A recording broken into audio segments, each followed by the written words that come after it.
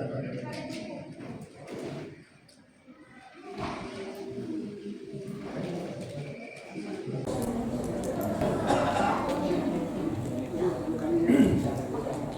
kasih kepada Bapak Haji Wali selaku Ketua Masjid kita yang melakukan kata sambutan. Untuk selanjutnya Bapak sekalian, mari kita dengarkan kajian bersama Buya kita. Pada Buya dipersilakan.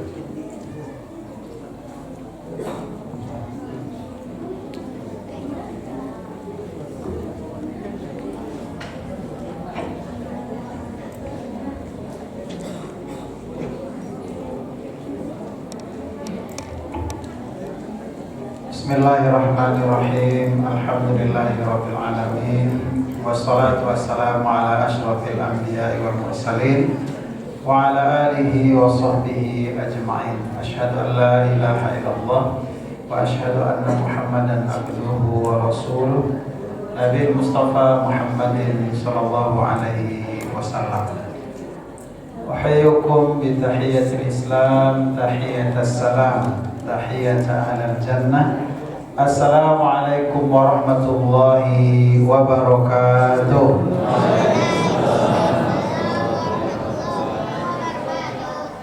Yang sama-sama kita hormati pengurus masjid, Bapak Ibu dengan jajarannya, jamaah kaum muslimin, kaum muslimat, sidang jamaah Islam dengan Allah Subhanahu wa taala, dan teristimewa anak-anak kita, generasi muda, baik yang SD, SMP ataupun SMA. Alhamdulillah dengan momentum Ramadan, masa di awal kami. Kalau biasanya masa di orang hijau, tapi camat-camat sana hadirnya, angka mati besok, calon mati kan. Padahal anak-anak kan mati aja, anak muda mati. Umpah jatuh, kelapa jatuh. Tapi anak-anak kok agak kurang percaya, lambung kayak gitu aja, makanya jarang masjid kan. Tapi di bulan puasa alhamdulillah ada kewajiban mencatat ya. Akhirnya hadir. Mudah-mudahan banyak pelajaran yang bisa anak-anak ambil untuk kita pedomani, bukan untuk sekedar dicatat. Agenda kita bagi dua. Pertama ceramah dulu. Setelah itu Beko baru merespon apa yang disampaikan oleh pengurus. Kayak yang bersama kantor pejabat ya. Setelah kita memuji bersyukur kepada Allah, kita juga berdoa mudah-mudahan salawat dan salam kita tercurah kepada junjungan besar kita, Nabi besar Muhammad sallallahu alaihi wasallam. Bapak Ibu sekalian, aku sangat yakin ya, awak dah adoge berencana akan menghafal surah Al-Baqarah ayat 183. Tapi dia berulang-ulang disawit dan penceramah, hafal. Tak ada kan makna menghafal ya, tapi dia berulang-ulang itu akhirnya hafal. Ya. Kata Allah Subhanahu wa taala, Bismillahirrahmanirrahim, ya ayyuhalladzina amanu kutiba alaikumusiyam kama kutiba alal ladzina min qablikum la'allakum tattaqun. Yang akan kita bahas ujung ayat. Lah 3 boleh hari puasa atau 2 boleh hari. Allah awak menjadi orang bertakwa. Kan pertanyaannya ringan tak? Coba jawab. Iyalah jadi orang bertakwa atau belum? Karena kalimat dari firman Allah ini adalah la'alla. Kalau kita belajar bahasa Arab ya. La'allanya apa bahasa awalnya? Mudah-mudahan saja, harapan. Kalau kalimatnya harapan, mudah-mudahan, salah satu di antara dua, berhasil atau gagal. Kalau gagal kan abi-abi tanago, abi wakatu, latih-latih, menanau dan lapar, tapi ujungnya 0,0. Kalau 3 boleh riwa. Kalau lagi berhasil, alhamdulillah. Nah,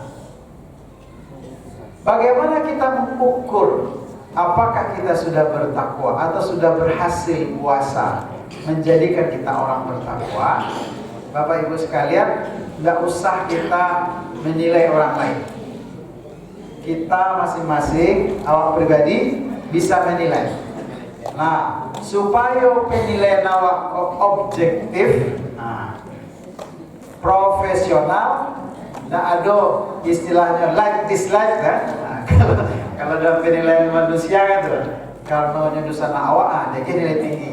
Karena melawan jawab, dia nilai rendah kan itu manusia kan? Nah, kalau penilaian Allah objektif. Apakah kita sudah menjadi orang bertakwa? Nah, kita lihat ayat-ayat yang membicarakan tentang takwa. Misalnya surat Ali Imran ayat 133 sampai 136. Nah, tanda-tanda orang bertakwa. Pertama dalam ayat itu dikatakan alladzina yunfikuna fis sarra wad dharra wal kazimina al ghaiza wal 'afina 'anil nas walladzina idza dzakaru fastaghfaru li dzunubihim. Sampai dalam surat Ali Imran tuh, orang bertakwa itu disediakan baginya surga seluas langit dan bumi. Tanda-tandanya bertakwa yunfikuna fis sarra wad dharra, senantiasa berinfak dalam kondisi lapang ataupun susah. Yang kedua, kaziminal ghaiza, menahan amarah atau emosi. Yang ketiga, afina 'anil nas, mau memaafkan kesalahan orang lain.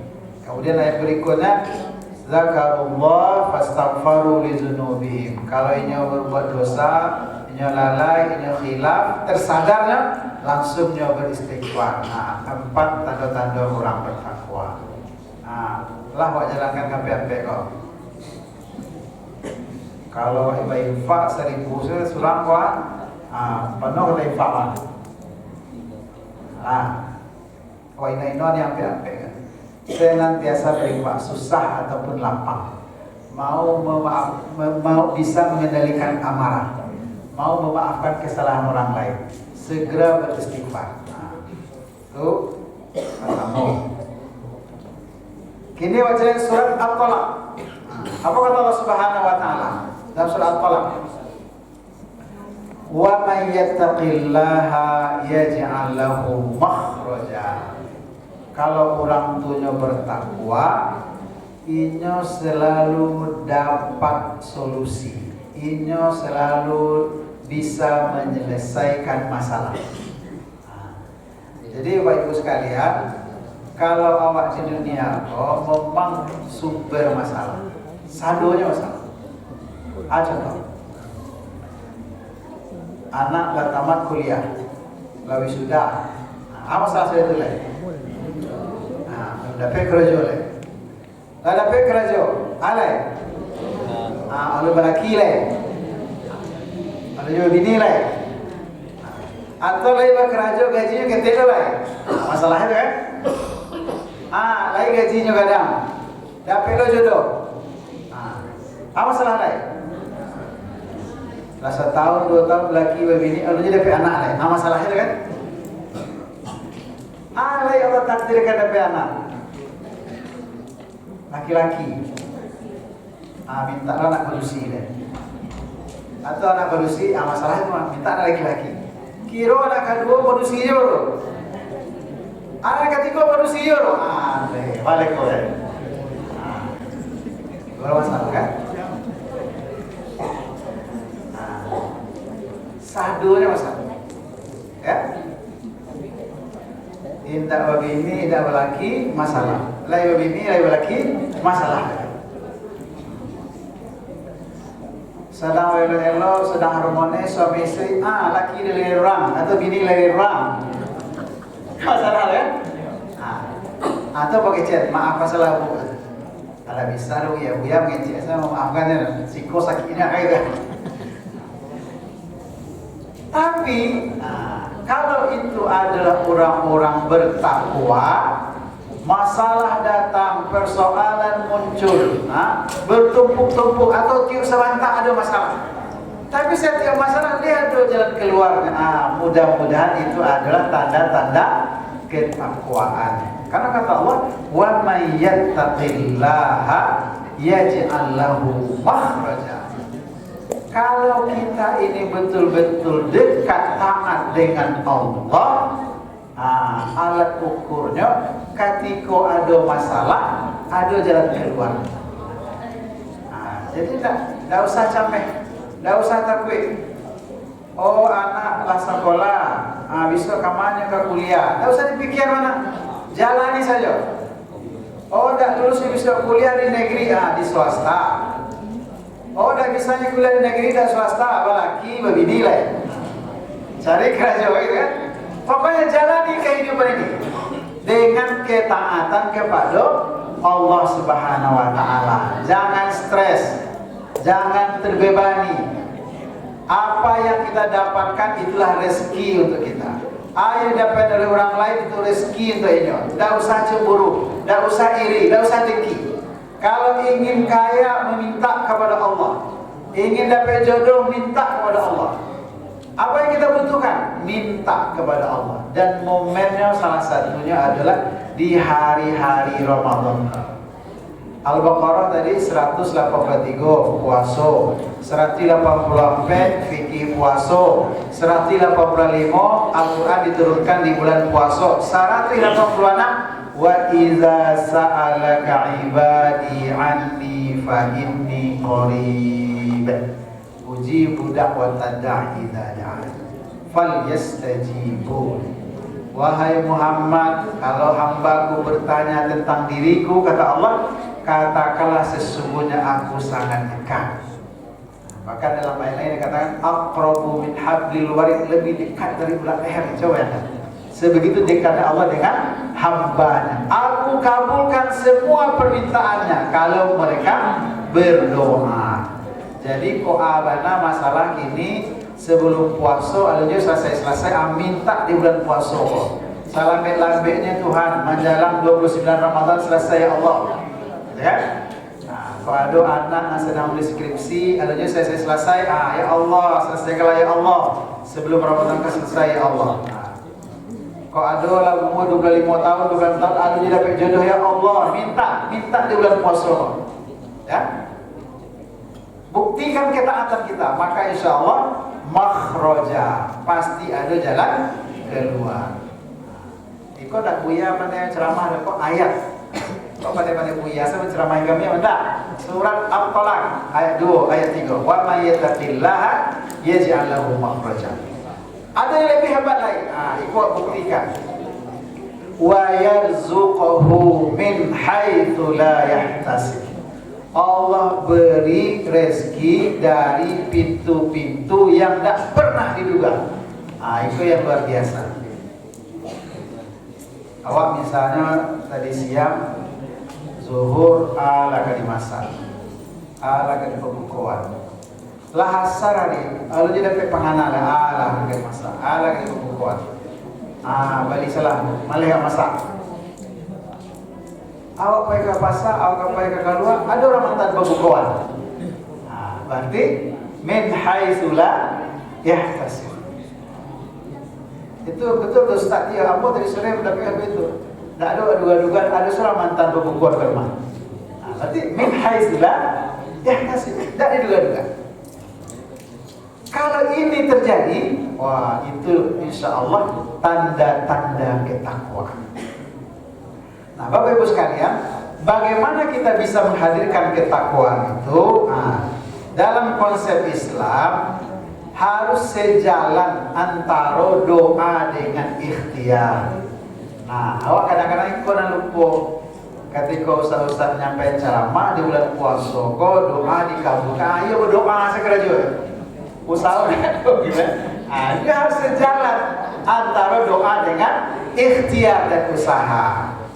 Ya, kalau kita ingin dapat jalan keluar, selesai dari masalah, ada solusi, ingin dapat rezeki dari pintu-pintu yang tidak pernah kita duga sama sekali, caranya dua, ikhtiar, doa, doa, ikhtiar, doa, usaha, usaha, doa. Ini harus disejalankan. Tadi doa sudah kita sampaikan, momentumnya di bulan puasa. Yakinlah dengan doa. Kalau kita khusyuk, kalau kita ikhlas, bahkan mungkin sampai berlinang air mata di tengah malam menjelang sahur, mengadu kepada Allah, yakinlah pasti doa itu diijabah, dikabulkan oleh Allah Subhanahu wa taala. Kenapa? Karena ad-doa usilahul mukmin. Doa adalah senjatanya orang-orang beriman. Ikhtiar, bagaimana ikhtiar atau usaha? Ikhtiar dan usaha itu dari 114 surat, ya, 30 juz Al-Quran, Ambo mendapatkan inspirasi. Nah, mudah-mudahan ini juga bisa jadi inspirasi buat kita semua. Firman Allah Subhanahu wa taala dalam surat Maryam ayat 23 sampai 25. Apa inspirasinya? Maryam kau Allah takdirkan hamil tanpa suami. Nah, kau anak-anak dewa jadi contohlah Maryam kau. Bang kau hamil mencontoh Maryam, jadi Buya Mulyadi anda. Nah itulah.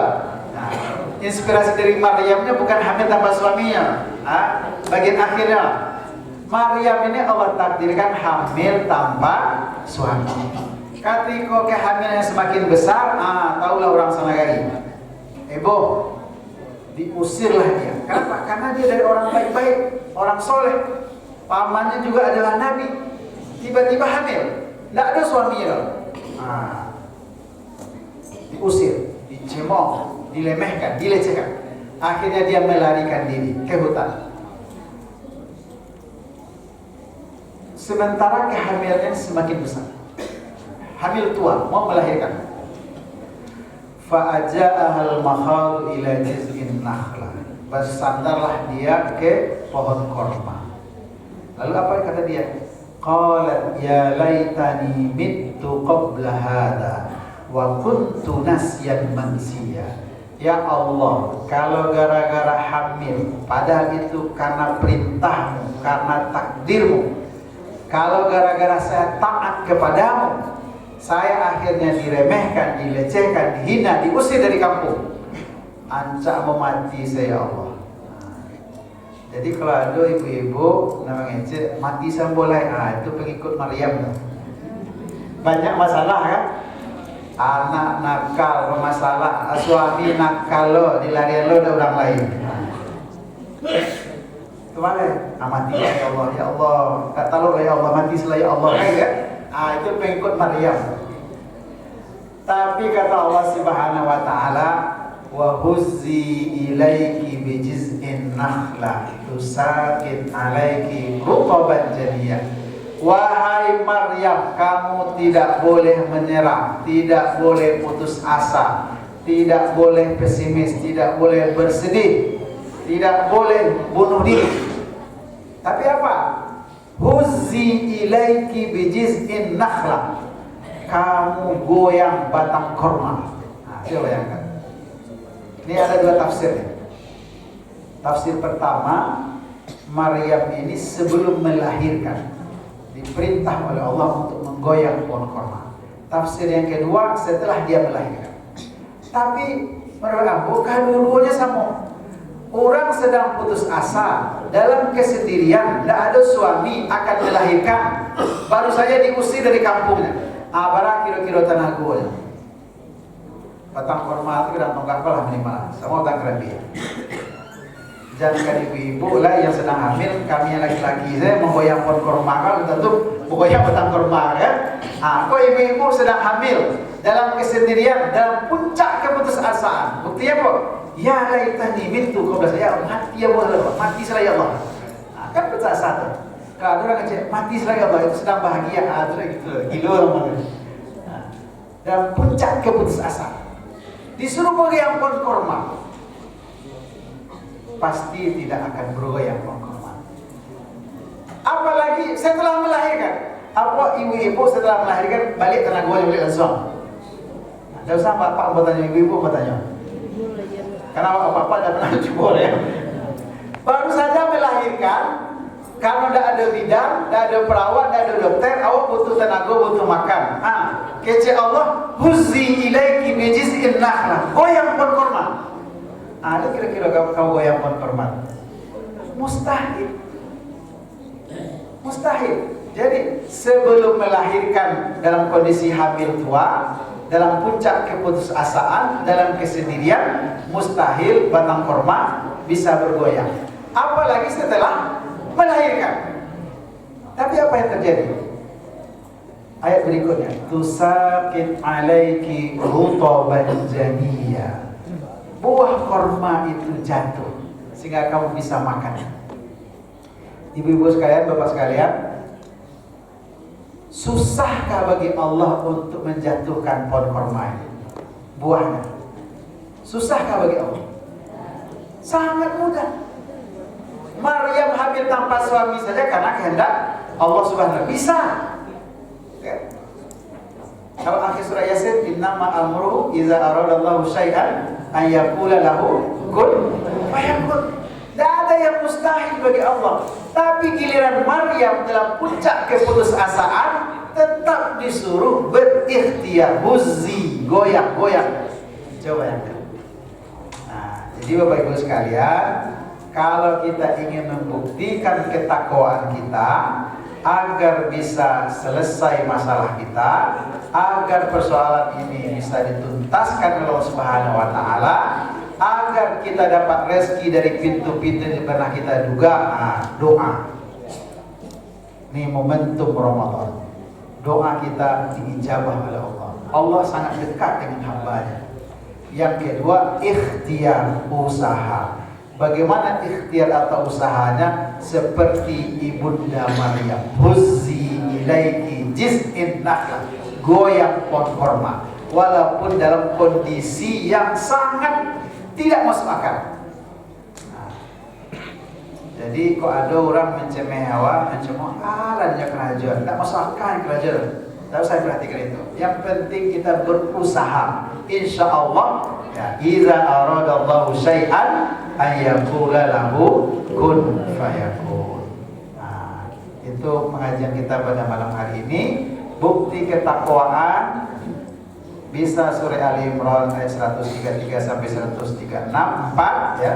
Infak kapan saja, menahan amarah, memaafkan, beristighfar. Nah, kalau kita pakai surat At-Talaq, alat ukurnya ada jalan keluar dari masalah-masalah yang kita hadapi, ada rezeki yang kita dapatkan dari pintu-pintu yang tidak pernah kita duga. Untuk bisa mendapatkan ini, ikhtiar dan doa, atau doa dan ikhtiar. Insya Allah kita menjadi orang-orang yang bertakwa. Yang kedua, Bapak sekalian, tadi kata MC tamu kita, kalau tamu tentu harus dihormati. Harus ada snack, tidak bisa ya putih aja dong. Tapi snack tidak ada, berarti tidak tamu lah, berarti lewat situ dah. Jadi alhamdulillah Bapak Ibu sekalian, ada nama pribadi mengucapkan terima kasih banyak, jazakumullah khairan katsiran. Terima kasih banyak kepada Bapak Ibu yang telah membantu Ambo 2 tahun yang lalu ketika pemilu. Sehingga dengan izin Allah, Ambo dapat suara. Kalau Ambo cari dari data, ini ada Ustaz Saifullah yang pegang data ya. Kelurahan Darul Tunggal Hitam, yang paling banyak mak di TPS yang dekat Masjid Muhajirin. Jadi kok indak mana diundang, Ambo merasa utang. Jadi utang harus dibayar. Utang harus dibayar. Alhamdulillah hari ini bisa bersilaturahim, dan untuk Kelurahan Darul Tunggal Hitam memang Masjid Muhajirin yang kita jadikan yang pertama untuk safari Ramadan. Tapi jangan sampailah kalau Masjid Darul Mutakir, maksudnya kawan. Nah, hari ini samping silaturahim bulan Ramadan ini, atas nama anggota dewan kita sudah memperjuangkan ada bantuan untuk masjid dan musola. Kalau dulu bantuan untuk musola 10 juta, masjid 15 juta, kita berjuangkan 1 tahun ini. Alhamdulillah tahun ini ada perubahan, untuk musola 15 juta, untuk masjid 25 ya. Jadi insya Allah malam ini kita serahkan bantuan untuk Masjid Muhajirin, masjid kita ini, dana safari Ramadan Pemko Padang dari anggota dewan sebanyak 25 juta. berarti bisa diatur nak. Jadi nak kita biar aja saya menggadang pengurusnya. Nah, kalau untuk kubah kita carian misalnya mudah-mudahan tahun depan misalnya kita undang anggota dewan dari provinsi atau mudah-mudahan juga bisa kita usulkan Pak. Pokoknya kita perjuangkan sama-sama. Nah, karena safari Ramadan ini tidak boleh depet-depet, tidak boleh bersamaan atau berulang. Tahun ini Pemko Padang, tahun besok Padang lo ada boleh dong. Nah, tapi bisa tahun ini Padang, besok provinsi. Nah, itu boleh. Nah, jadi mudah-mudahan nih tahun depan bisa kita perjuangkan juga untuk masjid kita ini safari Ramadan dari provinsi. Yang kedua, sebelum-sebelumnya bantuan itu seremonial, formalitas. Nah, diagian gabui ada mereknya 50 juta ya kan. Mau urusnya beko agak sebulan 2 bulan kadang sampai akhir tahun. Nah, tahun ini sudah kita usulkan karena kebetulan nambah di bagian anggaran, kita mengusulkan yang namanya bantuan safari Ramadan untuk masjid atau musola harus diserahkan langsung masuk ke rekening masjid. Nah, dengan syarat memang berkas-berkasnya sudah dilengkapi. Nah, informasi dari pengurus untuk masjid kita ini sudah lengkap ya. Nah, sudah lengkap. Nah, berarti seharusnya sudah masuk ke rekening atau selambat-lambatnya mungkin seminggu 2 minggu. Tidak perlu sampai akhir Desember. Langsung ya. Nah, jadi izin Bapak Ibu sekalian, setelah ini kita ambil dokumentasi penyerahannya. Nah, dokumentasi penyerahannya memang tetap gabus. Nah, tapi dananya insya-Allah sudah masuk ke rekening. Kalau belum masuk, sehari 2 hari ini kita konfirmasi ke bagian Kesra. Nah, mudah-mudahan tidak ada hambatan teknis, segera masuk ke rekening. Itu saja Bapak Ibu. Ada juga Quran sedikit ya. Berapa buah itu Ustaz? 10. Ada juga Quran yang bisa kita serahkan ke pengurus masjid. Ini amanah dari donatur yang berwakaf Quran setahun yang lalu. Tapi tidak dapat ke Masjid Jimah diserahkan. Kita usulkanlah ke Masjid Muhajirin salah supaya ada bekasnya safari Ramadan dari Pemko juga dari donatur mushaf Al-Quran. Mudah-mudahan ini bisa dipakai oleh anak-anak kita untuk belajar Quran. Itu saja Bapak sekalian. Sekali lagi terima kasih atas supportnya dan mudah-mudahan ke depan banyak hal yang bisa kita perjuangkan bersama-sama, baik dari Kota Padang ataupun provinsi. Mohon doanya Bapak Ibu, saya doakan sehat walafiat, maksimal beribadah, dan mohon doanya juga saya didoakan sehat walafiat dan amanah dalam urusan memperjuangkan aspirasi rakyat ini. Bila taufiq hidayah, assalamualaikum warahmatullahi wabarakatuh.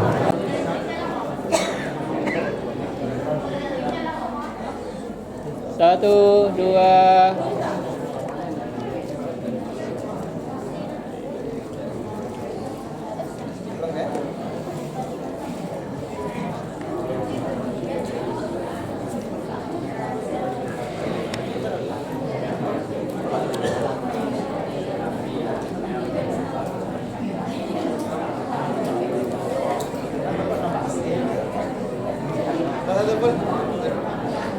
Satu, dua.